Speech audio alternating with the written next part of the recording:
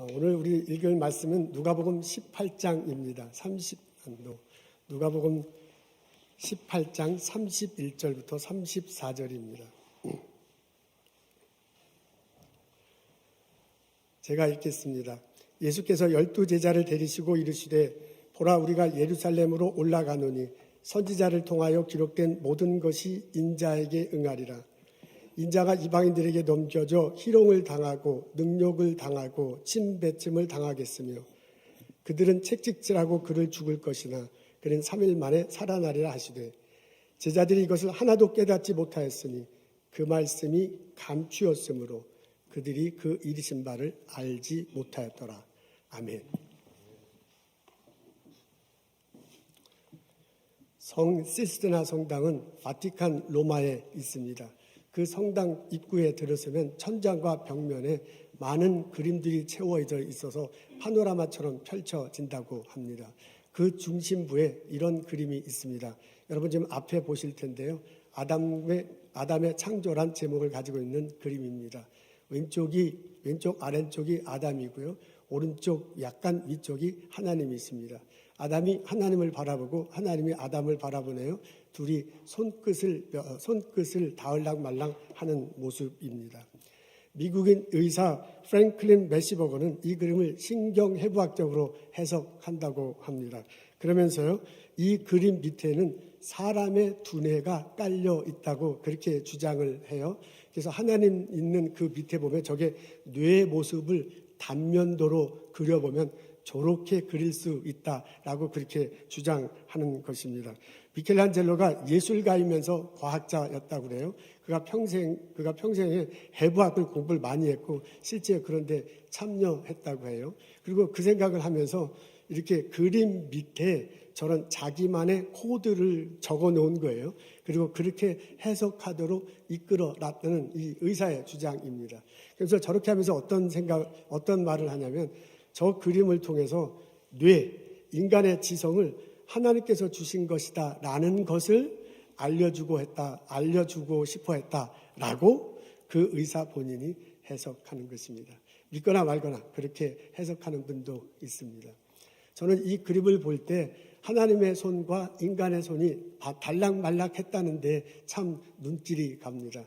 성경에는 하나님이 아담을 창조하실 때 흙으로 만드시고 그리고 생기를 불어 넣었다고 합니다. 그러면 그 성경의 내용에 가깝게 그림을 그린다면 하나님과 인간은 이렇게 붙어 있어야 돼요. 사실 하나님이 인간을 흙으로 지으셨다니까 뭔가 좀 이렇게 손으로 만드셨고 입으로 생기를 불어넣었다니까 뭐 이렇게 코를 이렇게 대든가 뭐 이래야 될 거 아니에요. 그러니까 성경의 내용을 살리자면 하나님과 인간은 아주 밀접하게 접촉해 있어야 돼. 이렇게 뭐 터치를 하고 있거나 아니면 다 우리 어린애 안고 있으면 참 사랑스럽잖아요. 그런 모습으로 이렇게 막 만지고 있거나 해야 성경에 더 가까울 듯 합니다. 근데 미켈란젤로는 그렇게 그리지 않았네요. 아담과 하나님은 떨어져 있습니다. 떨어져 있으면서 서로 바라봅니다. 하나님이 손을 내밀고요. 인간 아담도 손을 내밉니다. 여기서 보면 마치 하나님이 더 인간에게 다가오는 듯 하는데요. 하나님이 다가오기만 기다리지 않습니다. 아담도 근육줄을 가지고 손을 내밀면서 하나님께 다가갑니다. 저는 이 모습 속에서 신앙의 한 면을 발견합니다. 하나님이 바라보고 아담이 바라봐. 하나님이 터치하려고 그러고 인간이 터치해. 그러나 멀리 있으면서도 가까이 있고 가까이 있지만 터치하지는 않습니다. 근데 이게 딱 터치가 되는 순간 바로 그 순간이 믿음의 순간이에요. 아담이 하나님의 손끝을 딱 터치할 때 그 하나님을 눈길로 이 세상을 바라보는 거야. 그래서 하나님이 이 세상을 창조하셨구나. 하나님이 나의 삶에 펼쳐지는 모든 것들을 파노라마처럼 펼쳤구나. 라는 믿음을 갖게 되지 않았을까라고 저는 그렇게 생각합니다. 믿거나 말거나 이건 저의 생각입니다. 지금 제가 마치 이 성당에 가본 것처럼 얘기하는데 저도 사실은 이 성당에 가보지 못했습니다. 그림책을 보고 저 나름대로 묵상하며 상상한 내용입니다. 하나님은 우리에게 다가오시고 우리가 하나님에게 다가와서 믿음을 가질 수 있습니다. 그렇게 믿음을 갖게 될 때 믿음을 갖기 전에는 이 세상은 아무것도 아니야. 근데 하나님에 대한 믿음을 가짐을 통해서 하나님이 이 세상을 창조하셨구나. 하나님이 이 세상을 주관하시는구나. 하나님이 내 삶을 인도하시는구나. 라는 파노라마처럼 그림이 그려지는 겁니다. 믿음이 없이는 저 성당에 들어가면 이건 그냥 그림일 뿐이에요. 이걸 그리라고 미켈란젤로가 얼마나 수고했을까라고 바라봅니다. 근데 내가 믿음을 가지고 보는 순간, 나의 손끝이 하나님의 손끝에 탁 터치하는 순간, 거기에는 어둠이 있다가 갑자기 빛이 확 비춰지는 것 같아요. 파노라마처럼 뭔가 쫙 펼쳐지는 그런 모습으로 내게 다가올 듯 합니다. 믿음 가지면 내 눈앞에 또 다른 세상이 펼쳐집니다. 오늘 저희들은 예수님이 예루살렘에 올라가시는 장면 중에 하나를 읽습니다. 3번 올라가셨다는데 마지막 장면입니다. 예수님이 제자들에게 이렇게 말합니다. 예루살렘에 올라가면 이런 일이 펼쳐질 거다. 인자가 이방인들에게 넘겨져 희롱을 당할 거다. 능욕을 당하고 침뱉음을 당할 거다. 그들이 채찍질하고 그를 죽일 것이라 나는 3일 만에 살아나리라 라고 말을 합니다. 예루살렘에 벌어질 일을 얘기하는 거예요. 그게 팩트야. 그런 일이 벌어질 거야. 이런 말을 하는데 제자들이 듣고 이런 식의 반응을 보였다고 합니다. 그게 34절에 적혀 있어요. 오늘의 핵심 구절입니다. 앞에 있는데 우리 다 같이 읽겠습니다. 시작. 제자들이 이것을 하나도 깨닫지 못하였으니 그 말씀이 감추었으므로 그들이 그 이르신 바를 알지 못하더라. 예수님과 제자들이 함께 예루살렘을 가는데요. 예수님이 나 거기 가서 고난당할 거다, 죽음당할 거다, 부활할 거다 라고 말하는데요. 제자들의 반응이 영 시튼치 않습니다. 그 제자들은 예수님이 무슨 말 하는지 알지 못했다고 합니다. 제자들은 이 말씀을 하시기 전에 예수님이 성경에 쓰여 있는 대로 내가 이런 일이 벌어질 거다라고 그렇게 말을 하는데요. 제자들은 이해하지 못했다고 이렇게 적혀져 있어요. 선생님이 말을 하는 줄도 알지 못해요. 선생님이 성경을 통해서 말하는데도 이해하지 못합니다. 근데 왜 이런 일이 벌어진가? 오늘 본문에 나와 있어요. 중간에 보면 이렇게 적혀져 있습니다. 그 말씀이 감춰졌다. 예수님이 제자들에게 얘기하는데요. 그 말씀이 감춰져서 제자들이 알지 못하고 제자들이 이해하지 못한다고 적혀 있습니다. NIV 성경에 보면 이게 좀 조그맣게 써 있는데 밑에 보면 이렇게 나와 있네요. meaning. 우리 한국말은 말씀으로 되어 있는데 영어 성경에는 meaning이래요. 예수님이 말한 게 팩트야. 그 팩트의 의미, meaning이 있는데 그것이 was hidden. meaning이 hidden, 감춰져 가지고요.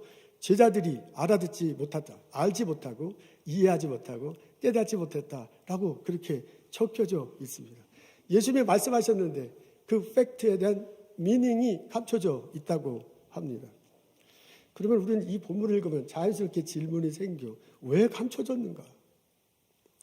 이유는 2가지입니다. 하나는 예수님 측에서 발견할 수 있는데요. 예수님 당신께서 이 의미를 잘 밝히지 않습니다. 복음서에 보면 예수님이 3번, 정확히는 3번, 또 여러 번 암시하는데 내가 죽음을 당할 거다, 부활할 것이다 라는 말씀을 하시긴 하세요. 그런데 오늘날 우리들이 알고 있는 많은 그 의미를 정확히 말하지는 않으십니다. 그래서 그 왜 그러신가 할 때 여러 가지 이유가 있겠지만 제자들이 아직 그것을 받아들일 만큼 성숙하지 않았을 때도 있고요. 않았을 수도 있고요. 그리고 제자들의 때가 안 됐기 때문에 그럴 수도 있어요. 분명히 고난당한다, 십자가 당하신다, 죽음당한다는 말을 하지만 그 의미에 대해서는 명확히 얘기하지 않습니다. 그것이 이유일 수도 있습니다. 2번째는 제자들 때문에 그럴 수 있습니다. 제자들이요, 예수님을 따라다니면서도요, 예수님의 말을 들으면서도요, 예수님이 말하는 것을 정확히 알아듣지 못해요. 누가복음 19장 54절에 보면 이것과 비슷한 대목이 나옵니다. 거기서 보면 예루살렘 2번째 올라갈 때 예수님이 오늘의 내용과 비슷한 것을 제자들에게 얘기해 줘요. 거기서도 보면 뭐라고 하냐면 제자들이 못 알아들었대요. 그리고 거기서도 뭐라고 하냐면 감춰졌다라고 하면서요. 왜? 그러고 난 다음에 그 다음 표현에 뭐라 하면 두려워서, 제자들이 두려워서 말하지 못했다라고 식으로 적혀져 있습니다. 거기는 제자들이 두려워해서 물어보지 못했다라는 식으로 분명히 적혀져 있습니다. 제자들은 두려웠습니다. 제자들이요, 예수님이 나 고난당할 거다, 나 십자가에서 죽을 거다 라고 말할 때 그 소리를 들을 때 두려웠어. 그렇다면 나도 고난당하는 것이 아닌가, 나도 십자가에 죽는 것이 아닌가 라는 것에 대한 인간적인 두려움이 있었을 것입니다. 그래서 또 한편 생각해보면 제자들이요, 자기가 듣고 싶은 것만 듣는 그런 성향이 있어요. 예수님은 고난당한다, 죽는다, 부활한다 그랬거든요. 근데 부활한다는 것에 대해서는 별로 생각하지 않고요. 죽는다? 고난당한다? 그것에 대해서만 예민하게 들어요. 사실 인간이 다들 그렇지요. 그것에 대한 예민하게 들으니까 부분적으로 알고 전체적으로 보지 못하는 거예요. 예수님은 죽기만 하는 게 아니거든요. 예수님은 부활하시는 거거든요. 고난만 있는 게 아니거든요. 부활의 큰 영광이 있는 거거든요. 성경에 보면 이런 큰 홀 스토리가 나와 있어요. 성경을 읽어보면 예수님 십자가 부활로 인한 빅 픽처가 보여. 근데 제자들은 그 빅 픽처를 볼 수 없었어요. 홀 스토리를 들을 수 없었어요. 그 당시 상황에서는 자기가 나도 고난당하는 게 아닌가, 나도 죽는 게 아닌구나 라고 부분적으로 보고 부분적으로 생각할 수밖에 없었습니다. 그러다 보니까 제자들 마음속에 두려움이 생겼습니다. 또 다른 이유는 제자들이 좀 어리둥절했을 것입니다. 제자들에게는 예수님을 따라다닐 때 예수님이 따라오라고 할 그 목적보다는 자기들이 따라가는 목적이 더 많았습니다. 선입관념이에요. 제자들과 그때 당시 유대인들이 생각하는 메시아는 군사적인 메시아입니다. 좀 왕 같은, 좀 강한 힘을 가진 왕 같은 메시아를 그 사람들은 기다리고 있었습니다. 그때 당시에는 로마의 속국이었잖아요. 로마의 압제 밑에서 종교 생활은 제대로 하긴 했지만 그래도 제대로 못하고요. 그냥 숨지기만 살아가는 이런 상황이었습니다. 그래서 그런 것들을 좀 물리쳐줄, 지금 로마를 좀 물리쳐줄 그 군사적인 힘의 메시아를 기대하고 있었습니다. 좀 그 강한 왕 같은 그런 메시아가 와서요. 유대인은 우리를 조롱해.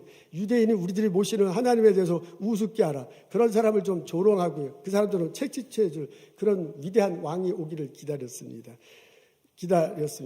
이스라엘 백성들을 좀 억압하는 이런 상황이었는데 이런 사람들을 좀 군사적으로 물리쳐주고요. 좀 죽여버릴 그런 왕 같은 그런 장군 같은 메시아를 기다리고 있었는데 그런 기대 가지고 예수를 보는데 예수님이 전혀 엉뚱한 소리를 하는 거예요.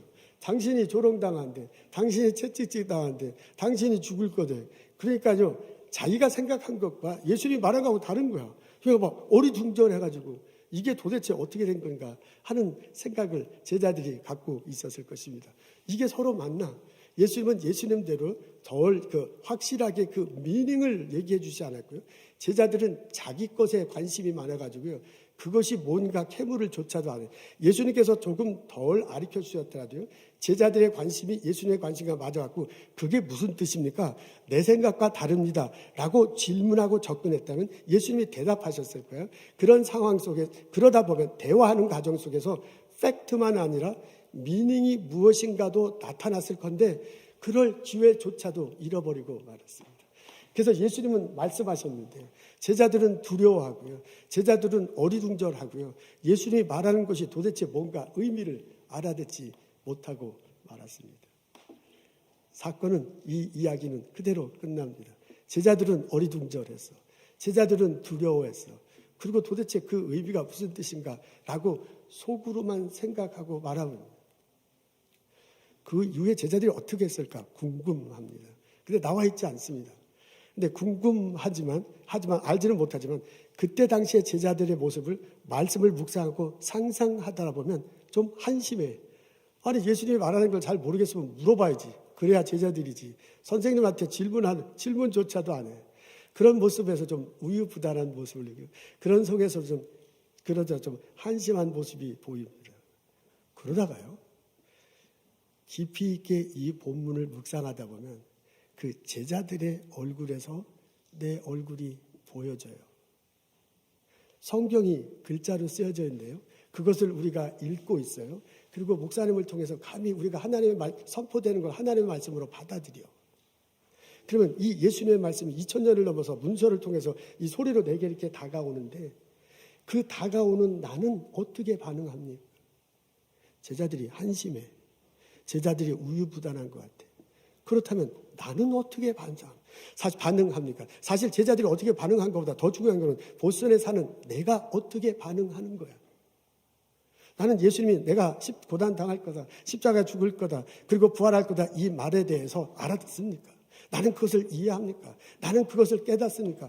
그것의 의미가 어떤 것이다 라고 고백하며 살아가고 있습니까? 나의 반응은 무엇입니까?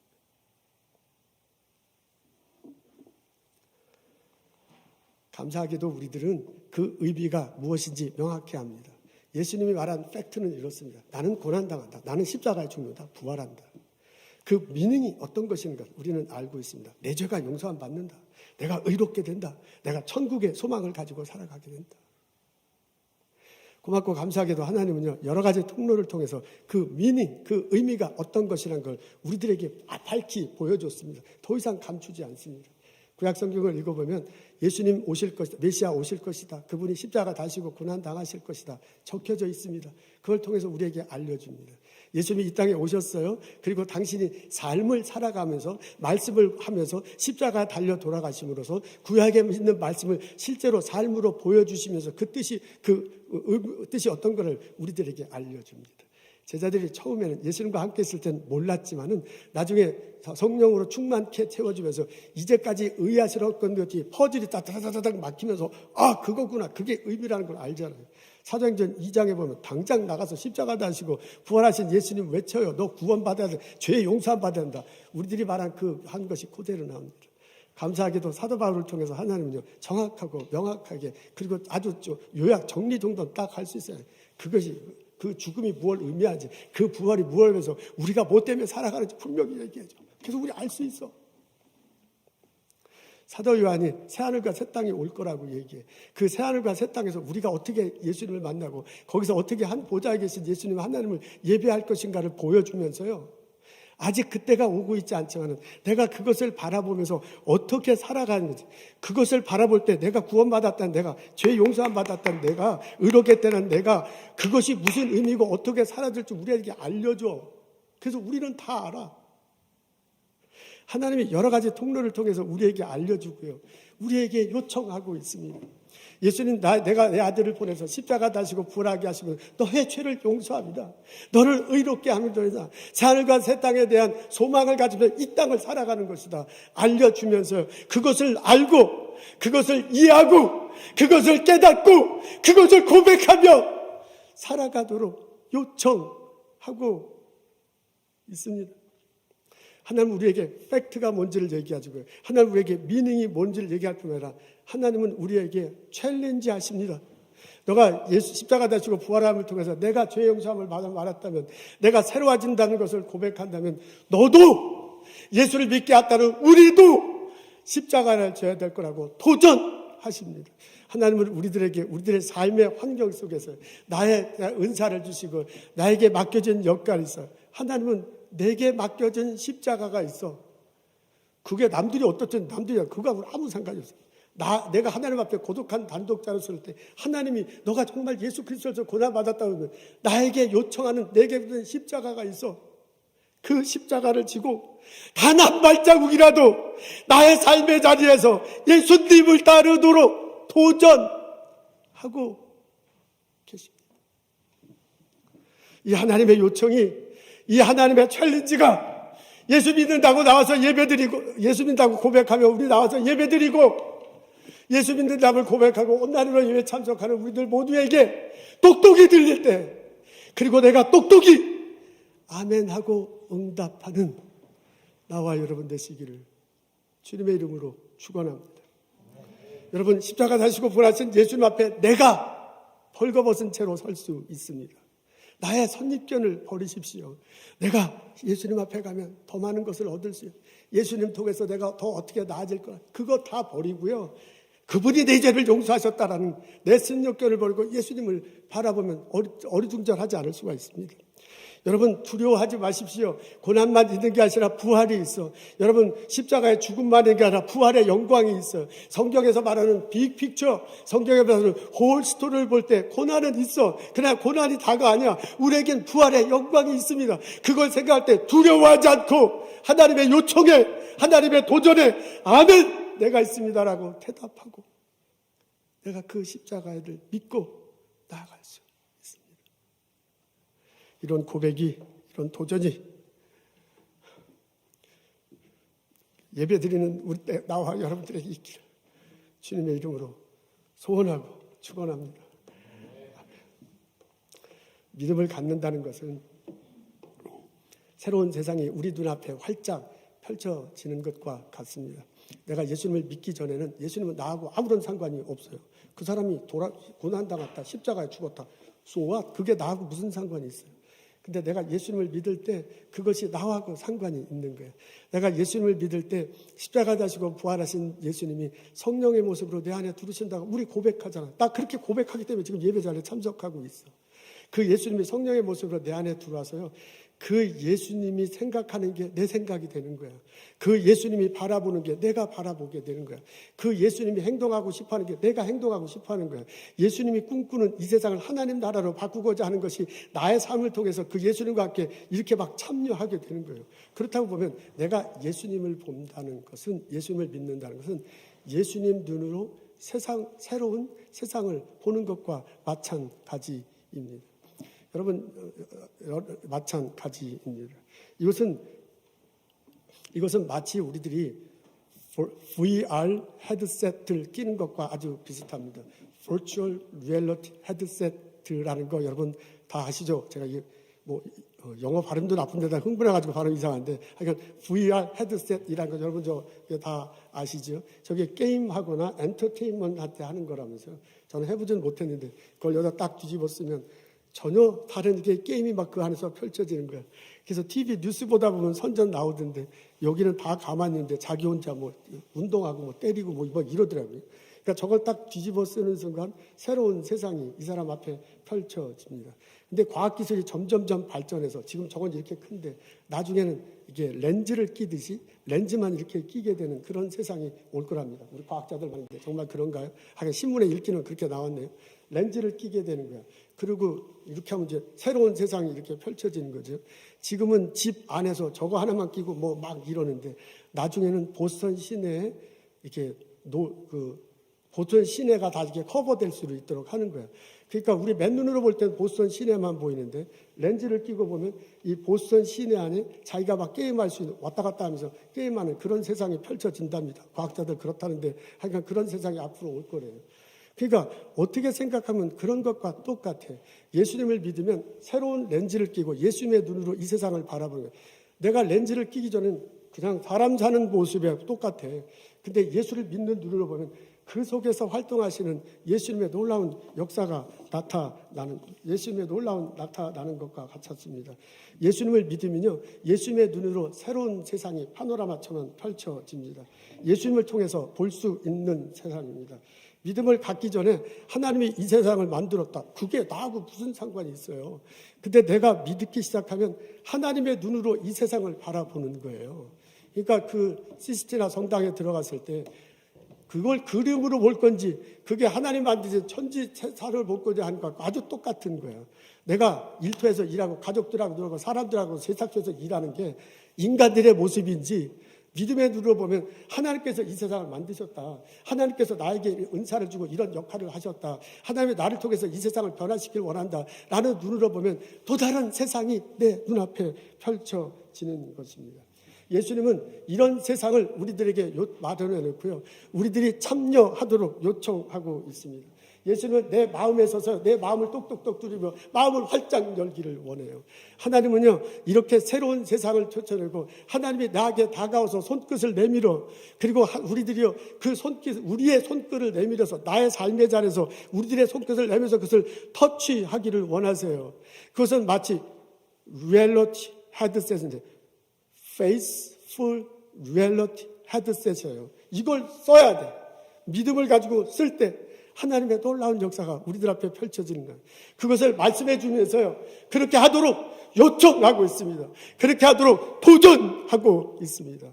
여러분, 우리 온라인으로 예배 참석하고 본당으로 예배 참석할 우리들에게 예수 그리스도로 이름으로 여러분에게 요청합니다. 십자가 다시고 부활하신 예수님, 나를 위해서 그런 것이다.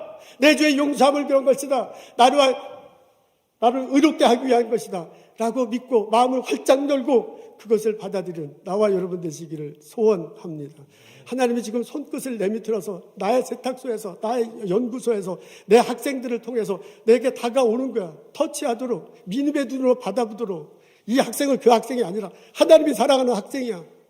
그렇게 받아보도록, 이 사람을 통해서 펼쳐지는 또 다른 세계를 받아보도록 우리들에게 요청하고 있습니다. 예수 그리스도를 믿어 그 요청을 받아들입니다. 예수님과 함께 새롭게 펼쳐지는 이 세상을 살아가는 나와 여러분 되시기를 주님의 이름으로 축원합니다.